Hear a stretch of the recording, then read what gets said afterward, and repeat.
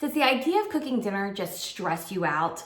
If you feel completely overwhelmed with the idea of cooking dinner every single night or for your family, then you're in the right place.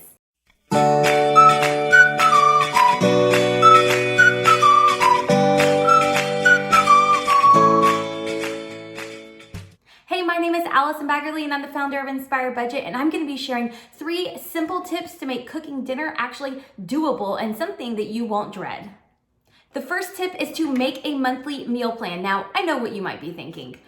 Is she crazy? She wants me to make a meal plan for an entire month? And yes and no. What I want you to do is print off this free printable and fill in the spots of things that you know you can make that are easy. Start thinking about what you have going on. Maybe every single Friday night you cook pizza or you go out to eat. It doesn't matter, but when you print off a monthly meal plan and hang it on your fridge, it makes meal planning easier. It brings it to the forefront of your mind, and you're going to be surprised at how meal planning can help make dinner easier.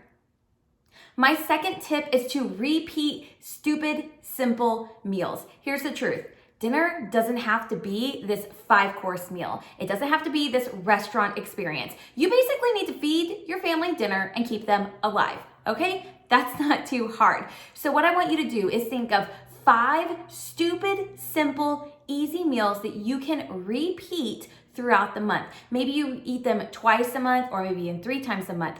Our family, we repeat breakfast for dinner because it's easy, it's simple, it's inexpensive, and I know my kids will eat it. We also have a couple more recipes that we repeat, such as Mississippi roast, grilled chicken, and even homemade pizza. So I'm gonna show you exactly how we can take those stupid, simple meals that we can repeat and add them to your monthly meal planning calendar.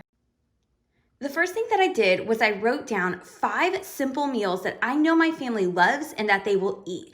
Write it down on a sticky note. Then print off your monthly meal plan calendar. You can get this for free in the description below, and just basically plug these in. For instance, I know that tacos, my family loves them, they'll eat them, so we might have tacos every other Tuesday.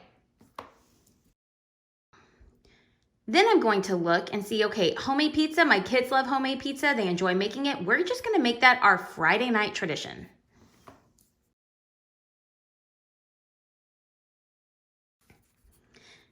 Then I know that I have breakfast for dinner is a super easy, inexpensive, budget-friendly meal. I'm gonna throw it in 3 times within my monthly meal plan.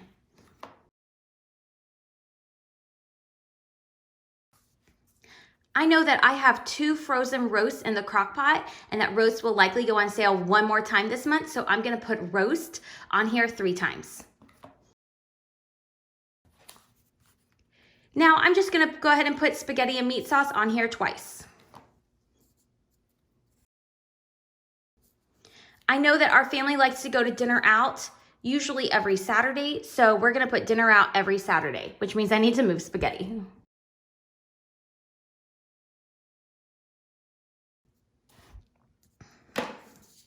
So there you have it. 18 days are already planned just from using these stupid, simple meals that I know my family will eat. Now, every single week, I can go in and I can fill the rest based off of what's on sale at the grocery store that week.